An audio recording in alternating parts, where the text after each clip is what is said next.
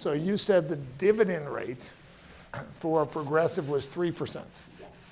And that was, I believe, the equation, the dividend divided by the price of the stock. Is that correct? Right. Okay, so how does that connect the dots with you guys? Because you said it was 50%. I'm going somewhere with this, so be patient with me. But where's the differentiator between what you guys said in terms of 50% of net income versus what she said in terms of 3% of yield?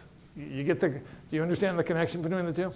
So the answer is, I'm just judging by the look on your face. The answer is that, and this is really common among publicly traded companies. Okay, so companies earn money every year, and they say, okay, we have three choices with this earnings. We can buy back stock, we can invest in other things, or we can pay dividends.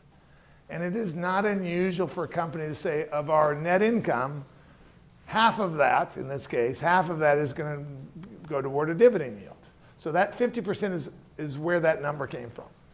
So then, but to the investor who's judging from yields of a bunch of different securities, that's not a good apples to apples comparison. So they take whatever that number is, that 50% is, and they divide it by the price of the stock or the bond, which is a yield, which is something that it makes everything equal. And that's where she came up with the 3%. And when you go back to making the market comparisons on valuations, it is not unusual for valuation people to say, okay, across that industry, who's paying what yield and why? Because in some cases, when companies are paying a really high yield, it isn't because they're in great shape. It's because their stock price has gone down, but they're keeping their dividend the same. Oh, so that's you brought something up that's fascinating.